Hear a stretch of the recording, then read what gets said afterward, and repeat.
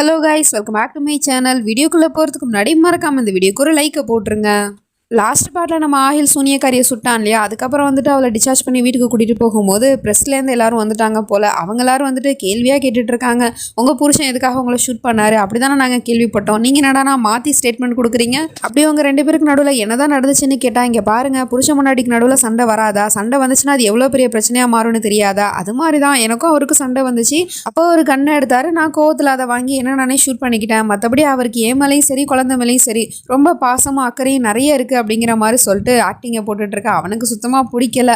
அவள் பேசுறதெல்லாம் பார்க்கும்போது செம காண்டாகுது. அதுக்கப்புறம் அவளை வெயிட் பண்ண சொல்லிட்டேன். இவன் போயிட்டு டாக்டர் கிட்ட மெடிசன் எழுதி கேட்டு வாங்குறதுக்காக போயிடுறான். அவரும் எழுதி கொடுத்துட்டு டாக்டர் ஒரு விஷயத்த சொல்லிடுறாரு, இதில் நான் ஹெவி பெயின் கில்லர் மெடிசன் எழுதி இருக்கேன், ஒருவேளை அவங்க ப்ரெக்னெண்ட்டாக இருந்தால் இந்த மாத்திரைலாம் போடக்கூடாது, ஆனால் இப்போ எந்த பிரச்சனையும் இல்லை, இதை அவங்களுக்கு கொடுங்க அப்படிங்கிற மாதிரி சொல்லிட்டு கொடுத்துட்றாரு. ஸோ இப்படி சொன்னதும் இவன் அப்போ அந்த விஷயத்த நோட் பண்ணிடுறான். டாக்டர்கிட்ட திரும்பவும் கேட்குறான், இப்போ என்ன சொன்னீங்க திரும்ப சொல்லுங்க அப்படின்னு கேட்டதும், ஒருவேளை அவங்க ப்ரெக்னெண்ட்டாக இருந்தால் அந்த மெடிசனை போடக்கூடாது, அவங்க தான் ப்ரெக்னெண்ட்டாக இல்லையே அப்படிங்கிற மாதிரி சொன்னதும் நம்ம அகிலுக்கு இந்த உண்மையை தெரிஞ்சு போச்சு. அப்போ உண்மையிலே அவள் ப்ரெக்னெண்ட்டாகவும் இல்லை அப்படின்னா அவள் எல்லாருக்கு முன்னாடி நடிச்சு என்னை ஏமாத்திட்டு இருக்காளா அப்படிங்கிற மாதிரி சொல்லிட்டு நேராக கிளம்பி வீட்டுக்கு வரான். அப்படியே கோவத்தோடு அவளை பார்த்துக்கிட்டு சரின்னு கழுத்தை பிடிச்சி அவளை தரத்தரன்னு வெளியே துரத்துவான்னு பார்த்தா அவகிட்ட போயிட்டு அன்பா பேசுகிறான், என்னை மன்னிச்சிட்டு சனம், நான் உங்ககிட்ட ரொம்பவே ரூடாக நடந்துக்கிட்டேன், நான் உன்னை பற்றி யோசிக்கலனா கூட பரவாயில்ல, ஆனால் நான் குழந்தைய பற்றியாவது யோசிச்சிருக்கணும், ஆனால் நான் என் குழந்தைய பற்றி கூட யோசிக்காமல் உன்னை ஷூட் பண்ண போயிட்டேன், ஐம் ஸோ சாரி அப்படிங்கிற மாதிரி சொல்லிட்டு மன்னிப்பு கேட்குறான். அவளுக்கு ஒன்றுமே புரியல. பரவாயில்ல விடுங்க, இப்போயாவது உங்கள் தப்பை உணர்ந்தீங்களே அப்படிங்கிற மாதிரி சொன்னால், ஆமாம் சனம், நான் இப்போ தான் என்னோட தப்பை உணர்ந்துட்டேன், அது மட்டும் இல்லாமல் நீ எனக்காக எவ்வளோ விஷயம் பண்ணுற, எனக்காக என்னை கேர் பண்ணி பார்த்துக்கிற, அப்படி இருக்கும்போது நீ தான் என்னோட உண்மையான காதலுங்கிறதையும் நான் புரிஞ்சுக்கிட்டேன், இனிமேல் நம்ம ரெண்டு பேரும் ஒரு புது வாழ்க்கையை வாழ போகிறோம், ஸோ இதுக்கு வந்துட்டு எந்த ஒரு மந்திரமோ மாயமும் தேவையே இல்லை, நான் உன்னை மனசார காதலிக்கிறேன், ஆனாலும் நான் ஒரு கெட்டவன் தான்ல அப்படிங்கிற மாதிரி சொல்கிறான். ஏன் எதுக்கு இப்படி சொல்கிறீங்க அப்படின்னு கேட்டால், ஆமாம் நான் கெட்டவன் தான், இன்ஃபேக்ட் நான் ஒரு கெட்ட அப்பானே சொல்லலாம், ஏன்னா இத்தனை நாளாச்சு உன்னோட வயிற்றுல குழந்தை வந்து, ஆனால் இது வரைக்கும் நான் என்னோட குழந்தையோட ஹார்ட் பீட்டை கேட்கவே இல்லை பற்றியா அப்படிங்கிற மாதிரி சொல்லிட்டு, ஹார்ட் பீட்டை கேட்கலாமா அப்படின்னு கேட்டதும் கேட்கலாம் அப்படிங்கிற மாதிரி அவளும் சொல்கிறா. ஆனால் வயிற்றுக்குள்ள குழந்தையே இல்லை, இருந்தாலும் அது அவனுக்கும் தெரியும். ஆனால் இப்போ எதுக்காக இந்த ஆக்டிங்கை போடுறான்னு தெரியல. சும்மா அவளோட வயிற்றுல காதை வச்சுக்கிட்டு பேபி என்ன பண்ணுறீங்க அப்படிங்கிற மாதிரி கேட்டுட்டு என்ன எந்த ரியாக்ஷனுமே வரல. ஆமாம் ஒரு விஷயத்தை நான் கேட்க மறந்துட்டேன், இப்போ எத்தனை மந்த் ஆகுது பேபிக்கு அப்படின்னு கேட்டதும் அவளை யோசிச்சு பார்த்துட்டு ஒரு 5 மந்த் இருக்கும் அப்படிங்கிற மாதிரி சொல்கிறா. 5 மந்த் ஆச்சுன்னா நான் இந்நேரம் பேசுகிறத கேட்டு குழந்தை எட்டி உதச்சிருக்கணுமே, ஆனால் எந்த ரியாக்ஷனுமே இல்லையே அப்படிங்கிற மாதிரி சொன்னால் டக்குன்னு இவ்வளோ யோசிச்சு பார்த்துட்டு குழந்தை தூங்குதுன்னு நினைக்கிறேன், அதனால தான் எந்த ரியாக்ஷனும் இல்லாமல் இருக்குது அப்படிங்கிற மாதிரி சொல்லிட்டு சமாளிச்சிடுறா. இந்த பக்கம் நம்ம ஹீரோயினை வீட்டுக்கு கூட்டிகிட்டு வந்தாச்சு. டாக்டரும் செக் பண்ணி பார்த்துட்டு அவர் ஒரு விஷயத்த சொல்கிறாரு ஹீரோ கிட்ட, இப்போ நம்ம ஹீரோயின் ஒரு சுழற்சி சவருக்குள்ளே மாட்டிக்கிட்டா இல்லையா, ஸோ அதனால் இன்னும் கொஞ்சம் நாளைக்கு அவங்க பார்க்குற விஷயம் எல்லாமே அவங்களுக்கு ஒரு இலூஷன் மாதிரி தான் தெரியும், அதாவது இருக்கிற விஷயத்த இல்லைன்னு சொல்லுவாங்க, இல்லாத விஷயத்த இருக்குன்னு சொல்லுவாங்க, ஸோ கவனமாக பார்த்துக்கங்க அப்படிங்கிற மாதிரி சொல்லிட்டு அவர் அங்கேருந்து போயிடுறாரு. அதுக்கப்புறம் நம்ம ஹீரோவும் ஹீரோயின்கிட்ட போயிட்டு, ஜன்னத் நீ எதுக்காக அங்கே போன, உன்னை யார் அங்கே போக சொன்னா, ஒருவேளை அந்த சசி கபூர் தான் உன்னை அங்கே அனுப்பிச்சி வச்சானா அப்படின்னு கேட்டால், அவள் பதில் சொல்கிறதுக்குள்ளே இந்த மிஸ்பாவும் முந்திக்கிட்டு, இல்லை சசி கபூர் இல்லை நான் தான் அவளை அந்த இடத்துக்கு அனுப்பிச்சி வச்சேன் அப்படிங்கிற மாதிரி சொல்லிட்டு இருக்கா. என்ன மிஸ்பா நீ எதுக்காக அவளை அங்கே அனுப்பிச்சி வச்சா, அது எவ்வளோ ஆபத்தான இடம்னு உனக்கு தெரியாதா அப்படின்னு கேட்டால், இல்லை நான் என்ன நினச்சேன்னா நீ அந்த பக்கமாக போயிருப்பேன்னு நினச்சேன், அதனால தான் நான் அவளை அனுப்பிச்சி வச்சேன் அப்படிங்கிற மாதிரி சொல்லிட்டு இருக்கா. அப்போ நம்ம ஹீரோக்கு ஒரு விஷயம் டவுட் வருது, ஆனால் நான் உன்னை தேடி தானே வந்தேன், நான் பார்க்கும்போது உன்னோட ஷால் வந்துட்டு அங்கே மலை மேலெல்லாம் கிடந்துச்சு, உன்னோட புக்கும் அங்கே தான் கிடந்துச்சு அப்படின்னு சொன்னால், ஒருவேளை அது பறந்து போயிருக்கலாம் அப்படிங்கிற மாதிரி சொல்லிட்டு இருக்கா. ஷால் வேணால் காற்றுல பறந்து போயிருக்கும், ஆனால் புக்கு பறக்காது இல்லையா அப்படிங்கிற மாதிரி அவன் பாயிண்டாக கேள்வி கேட்டால், இவ்வளோ டக்குன்னு ஏன்னா நீ ஏன் மேலே இப்போ நீ சந்தேகப்படுறியா, நான் உங்ககிட்ட போய் சொல்கிறேன்னு நினைக்கிறியா, நான் எதுக்காக உங்ககிட்ட போய் சொல்லணும், நான் இங்கேருந்து போகிறேன்ப்பா அப்படின்னு சொல்லிட்டு அழுதுகிட்டே அங்கேருந்து எமோஷனலாக பேசுகிற மாதிரி பேசிட்டு அங்கேருந்து ஓடி போயிடுறா. நம்ம ஹீரோயின் இதெல்லாம் பார்த்துட்டு இவ என்ன ஷாதி கேட்ட கேள்விக்கு பதில் சொல்கிறதுக்கு பதிலாக இப்படி எமோஷனலாக பேசிட்டு இங்கேருந்து ஓடி போயிட்டா, கண்டிப்பாக அவகிட்ட ஏதோ ஒரு பிரச்சனை இருக்குது, இவ ஏதோ ஒரு விஷயத்த மறைக்கிறான்னு தான் தோணுது, அது என்னவா இருக்கும், கண்டிப்பாக அது என்னென்னு நான் கண்டுபிடிச்சே தீருவேன், அப்போ தான் இவளை பற்றின உண்மையான சுயரூபத்தை எல்லாருக்கு முன்னாடியே கொண்டு வர முடியும் அப்படிங்கிற மாதிரி சொல்லிட்டு யோசிக்கிறா. யோசிச்சதோட நிப்பாட்டாமல் நேராக அவளோட ரூமுக்கே போயிடுறான். அங்கே ஏதாவது எவிடன்ஸ் இவளுக்கு எதிராக கிடைக்குமா அப்படின்னு சொல்லிட்டு பார்க்கறதுக்காக பார்த்தா அங்கே அவளோட அந்த ஷூ தான் இருக்குது, கீழே மறைச்சி வச்சிருக்கா. அது தெரியாமல் அவள் மேலே பார்த்துட்டு இருக்கா. டக்குன்னு கீழே குனிஞ்சு பார்க்க போகும்போது அப்போ யாரோ நடந்து வர மாதிரி தெரியுது. அவள் உடனே என்ன பண்ணுறான்னா கட்டல் கடையில் போயிட்டு ஒளிஞ்சிக்கிறா. அந்த மிஸ்பா தான் வந்திருக்கா, ஏதோ ஒரு வேலை விஷயமா வெளியே போகிறா போல். ஸோ அதனால் பேக் எடுத்துகிட்டு அங்கேருந்து கிளம்புறா. அப்போ ஃபோன் கீழே விழுந்துருது. அதுவும் எங்கே நம்ம ஹீரோயின் இருக்கிற இடத்துல போயிட்டு கரெக்டாக விழுந்து கிடக்குது. அவளும் அந்த கட்டலுக்கு கீழே இருக்கிற ஃபோனை எடுக்கிறதுக்காக கையை வச்சு தேடிக்கிட்டே இருக்கா. பார்த்தா ஃபோனு நம்ம ஹீரோயினி பக்கத்தில் இருக்குது. ஸோ அவளும் எவ்வளோ தூரம் தேடியுமே கிடைக்கல. அதுக்கப்புறம் கீழே குனிஞ்சு பார்க்கலான்னு போகும்போது டக்குன்னு நம்ம ஹீரோயினி ஃபோன் அந்த பக்கமாக தள்ளி விட்டுறா. அவளும் ஃபோன் எடுத்துகிட்டு இங்கேருந்து போயிடுறா. சரி அவள் தான் போயிட்டாலே நம்ம வந்த வேலையை பார்ப்போம் அப்படின்னு சொல்லிட்டு நம்ம ஹீரோயினி அந்த கட்லிக்கிலேருந்து எழுந்திரிச்சு வெளியே வர போனால் அப்போ அவளோட ட்ரெஸ் வந்துட்டு ஒரு ஆணியில் மாட்டிக்குது. அதை எடுக்கிறதுக்காக ரொம்ப நேரம் ட்ரை பண்ணிட்டு இருக்கா. அதுக்கப்புறம் ஒரு வழியாக எடுத்துட்டா. அப்போ பார்த்தா அந்த கட்டிலுக்கு பக்கத்தில் வந்துட்டு ஒரு புக்கை அவள் ஒழிச்சு வச்சிருப்பா. அதான் அந்த கன் இருக்கிற புக்கு. அந்த புக்கை நம்ம ஹீரோயினி பார்த்துடுறா. இது என்ன புக்கு, இது எதுக்காக இவ கீழே ஒழிச்சு வச்சிருக்கா அப்படின்னு சொல்லிட்டு அதை பார்த்துட்டு இருக்கும்போதே பார்த்தா அதுலேருந்து கன்று கீழே விழுந்துருது. அதை பார்த்தவளுக்கு பயங்கரமான ஷாக்கு.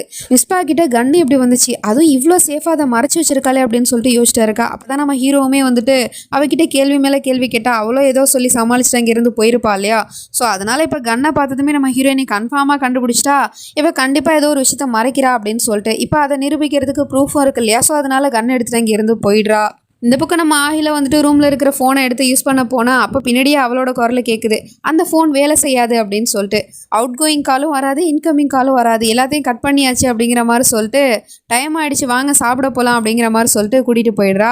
அதுக்கப்புறம் எல்லோரும் உட்காந்துட்டு சாப்பிட்டுட்டு இருக்காங்க.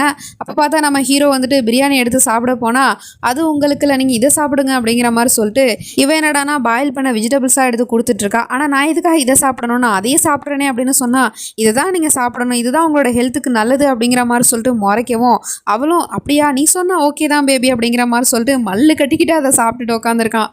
அப்போ அந்த சூனியக்காரி அந்த அங்கிள் ஆண்டிக்கிட்ட நீங்கள் வேணால் இன்றைக்கி நைட்டு வந்துட்டு நைட் ஷோ படம் பார்க்க போயிட்டு வாங்களேன், ஒரு இங்கிலீஷ் படம் போய் பார்த்துட்டு வாங்களேன் அப்படின்னு சொன்னால் இங்கிலீஷ் படமா அதெல்லாம் யாருக்கு புரிய போகுது, நாங்களாம் போக மாட்டோம் அப்படிங்கிற மாதிரி சொன்னால் டக்குன்னு அவ்வளோ முறைச்சிக்கிட்டு சொல்லிட்டே இருக்கா.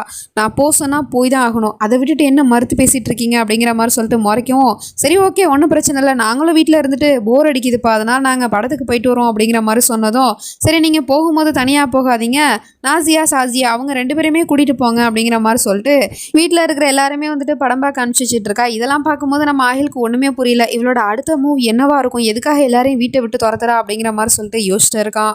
இந்த பக்கம் மிஸ் பாபோ வெளியே போயிட்டு வீட்டுக்கு வந்துட்டு இருக்கா. வந்த உடனே அவன் அந்த புக்கை தான் தேடிட்டு இருக்கா. பார்த்தா அந்த இடத்துல அந்த புக்கு இல்லை. உடனே இவ ஆண்டியை கூப்பிட்டு கத்திக்கிட்டே இருக்கா. அவங்களும் ஓடி வந்துட்டு என்னாச்சுமா அப்படின்னு கேட்டால் டக்குன்னு அவங்களோட கண்ணத்தை காட்டி ஓங்கி ஒரு அறையை விட்டுவிட்டு என்னோட கண்ணை எங்கே அதை நீ தானே எடுத்த அப்படின்னு கேட்டால் இல்லை நான் எடுக்கலை அப்படின்னு சொல்கிறா.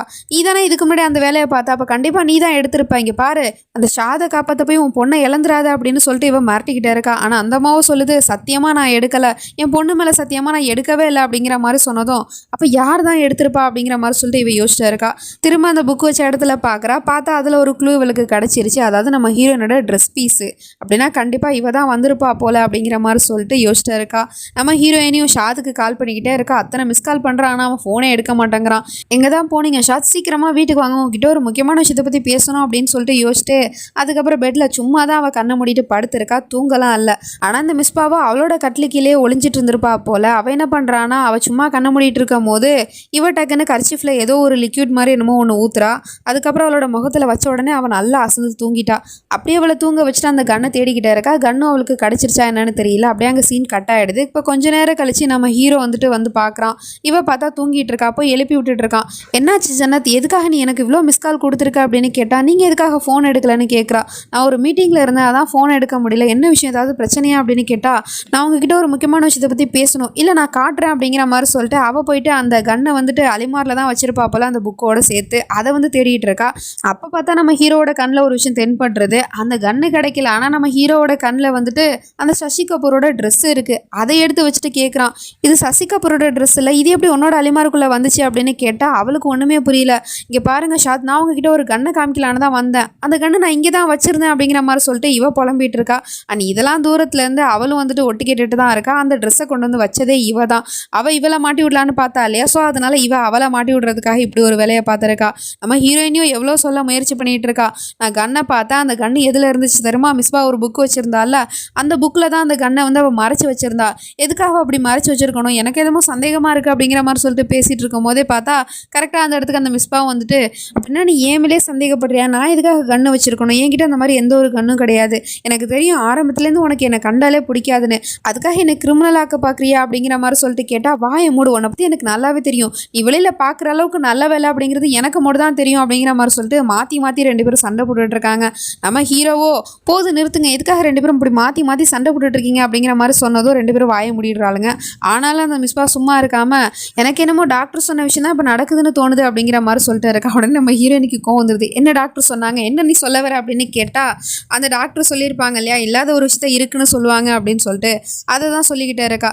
அந்த மாதிரி ஒரு கண்ணி என்னோட ரூமில் அவள் எடுக்கவே இல்லை, இருந்தாலும் அவள் எடுத்தேன்னு நினச்சிக்கிட்டு இப்படி வாங்கிட்டு வந்து சொல்லிகிட்டே இருக்கா அப்படிங்கிற மாதிரி சொன்னதும் நம்ம ஹீரோவும் இதை புரிஞ்சுக்கிட்டு அப்படின்னா இவ தான் ஏதோ தப்பாக புரிஞ்சிட்டு இருக்கா போல அப்படின்னு சொல்லிட்டு அவளை சமாதானம் பண்ணி தூங்க வைக்கிறதுக்காக போயிடுறான்.